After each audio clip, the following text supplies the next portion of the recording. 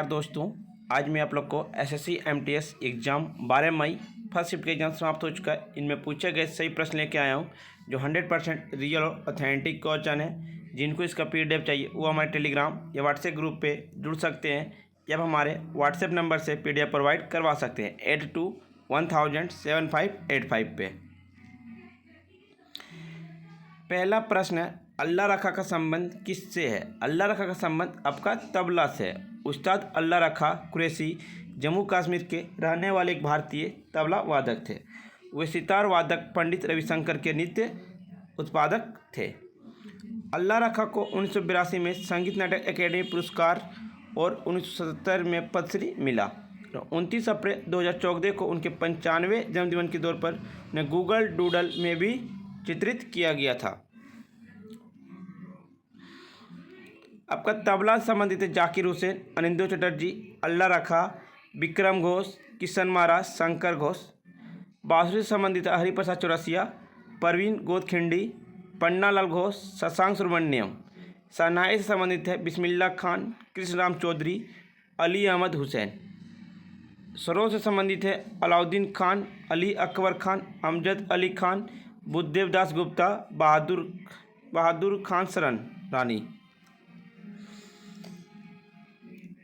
एक पूछा गया था आपका, फूल के आंतरिक भाग को क्या कहते हैं? फूल के आंतरिक भाग को आपका स्त्री केसर कहा जाता है। स्त्री केसर फूल के सबसे भीतरी भाग को कहा जाता है। यह फूल का मादा भाग है। पुंकेसर फूल के नर भाग को होता है। पंखुड़ी फूल का रंगीन भाग है जो इसे एक अनोखा आकार देता है। बृहद्दल यह फूल के बाहर से जुड़ी हुई पत्ती जैसे संरचनाएं वे पंखुड़ियों को समान है। फूल का योजनाबद्ध आरेख इस प्रकार है। एक आया था, शोषण के विरुद्ध अधिकार कौन सा अनुच्छेद है? शोषण के विरुद्ध अधिकार आपका अनुच्छेद 23-24 है। अनुच्छेद 23 में मानव का दुर्व्यवहार और बालक श्रवण का प्रतिषेध है। इसका राइट आंसर 23 हो जाएगा। अनुच्छेद 24 कारखानों आदि में बच्चों का नियोजन का प्रतिषेध है। एक बच्चे को 14 वर्ष से कम उम्र के किसी व्यक्ति को रूप में परिभाषित किया गया है। एक पूछा गया था, पद्मावत पुस्तक की रचना किसने की है? पद्मावत पुस्तक की रचना मलिक मोहम्मद जैसी ने की है। पद्मावत 1540 ईस्वी में सूफी कवि द्वारा लिखी गई एक महाकाव्य कविता है।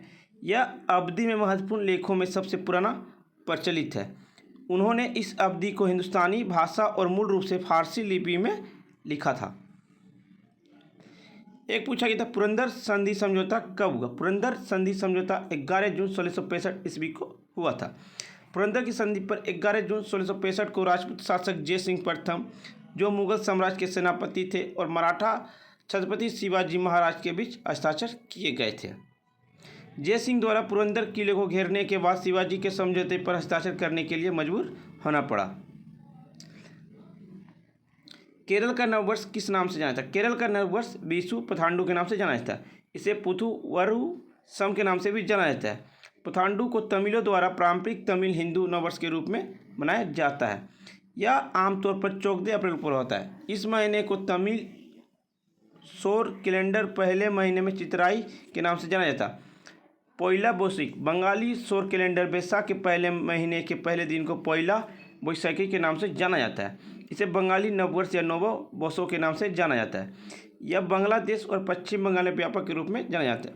विशु मलयालम केरल की प्रमुख भाषा होने के कारण विशु को कभी कभी मलयालम नववर्ष के रूप में जाना जाता है। केरल के नववासियों और तमिलनाडु के आसपास के कई क्षेत्रों के लिए विशु नए साल की शुरुआत का प्रतीक है।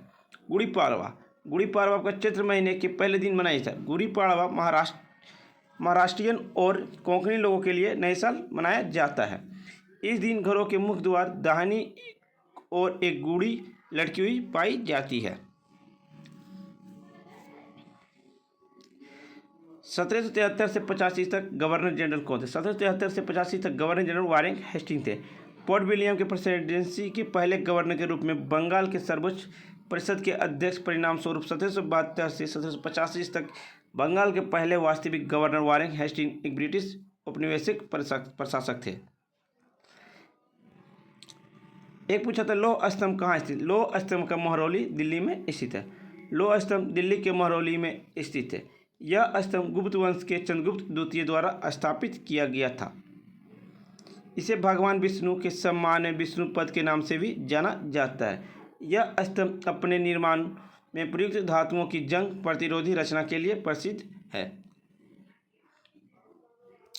शीतकालीन ओलंपिक 2022 में एकमात्र क्वालिफाई खिलाड़ी कौन था? मोहम्मद आरिफ खान।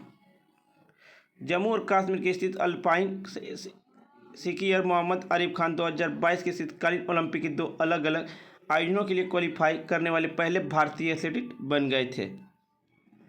एक आया था प्रार्थना समाज की स्थापना कहाँ हुई?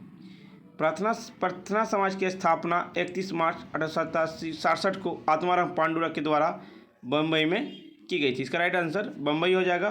स्थापना 1867 में आत्माराम पांडुरंग किए थे। यह समाज ब्राह्मण समाज और आर्य समाज से बहुत प्रभावित था। समाज का मुख्य उद्देश्य था ईश्वरीय उपासना और सामाजिक सुधार का प्रचार। एक है सर्वोच्च न्यायालय का स्थापना और गठन कौन सा अनुच्छेद में? सर्वोच्च न्यायालय का स्थापना और गठन अनुच्छेद 124 में। संविधान का अनुच्छेद 124 और 217 न्यूनतम उच्च न्यायालय के न्यायाधीशों की नियुक्ति से संबंधित है। एक पूछा गया था बांदीपुर राष्ट्रीय उद्यान किस राज्य में स्थित है? बांदीपुर राष्ट्रीय उद्यान आपका कर्नाटक में स्थित है। इसकी स्थापना 1974 ईस्वी में हुई थी। यह नीलगिरी जीवमंडल का हिस्सा है। कर्नाटक में अन्य महत्वपूर्ण राष्ट्रीय उद्यान में है अंशी राष्ट्रीय उद्यान, बर्नेरघट्टा राष्ट्रीय उद्यान, कुद्रेमुख राष्ट्रीय उद्यान, नागरहोल राष्ट्रीय उद्यान। एक आया था 2011 की जनगणना के अनुसार भारत की जनसंख्या घनत्व कितनी है? 382 व्यक्ति पर किलोमीटर है। 2011 की जनगणना के अनुसार बिहार की प्रति वर्ग किलोमीटर 1106 व्यक्ति जनसंख्या घनत्व मामले में सबसे ऊपर है। उसके बाद पश्चिम बंगाल 1028 व्यक्ति प्रति वर्ग किलोमीटर के साथ जनसंख्या घनत्व में दूसरे स्थान पर है। तीसरे स्थान पर आपका उत्तर प्रदेश, ये 829 व्यक्ति प्रति वर्ग किलोमीटर और केरल 860 व्यक्ति प्रति वर्ग किलोमीटर है। 2011 की जनगणना भारत की 15वीं जनगणना और आज़ादी के बाद की 7वीं जनगणना है। 2011 की जनगणना का आदर्श वाक्य हमारी जनगणना हमारा भविष्य। पहली जनगणना 1872 ईस्वी में हुई थी। असली जनगणना वर्ष 2021 में होगी। जनगणना हर 10 साल में होती है। सबसे अधिक आबादी वाला राज्य उत्तर प्रदेश, सबसे कम आबादी वाला राज्य केंद्र शासित प्रदेश लक्षद्वीप, सबसे अधिक आबादी वाला केंद्र शासित प्रदेश दिल्ली। उच्चतम लिंगानुपात केरल 1000 पुरुषों पर 1084 महिला। उच्चतम साक्षरता केरल 94%। उच्चतम घनत्व बिहार 1106 व्यक्ति। सबसे कम घनत्व अरुणाचल प्रदेश 17 व्यक्ति 1 किलोमीटर पे। एक आया था पारंपरिक टापू नृत्य किस राज्य से संबंधित है? अरुणाचल प्रदेश से संबंधित है आपका। अरुणाचल प्रदेश का नृत्य बुइया, चालो, ताप्यो, वांचो, पारसी कोंकी, पोनुंग, पोपिर, बर्दो, छम। उत्तराखंड के गढ़वाली, कुमायूनी, कजरी, झोरा, रसलीला, छपेली।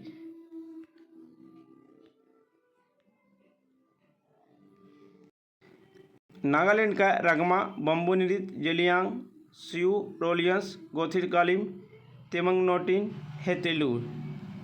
मध्य प्रदेश के जोरा, मटकी, आधा, खाड़ा नाच, फूलपत्ती, गिरडा नृत्य, सेलराकी, सेलाभोदनी, माचो।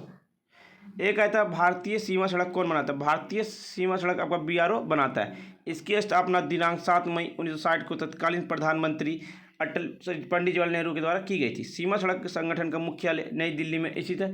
वर्तमान में निर्देशक लेफ्टिनेंट जनरल राजीव चौधरी हैं।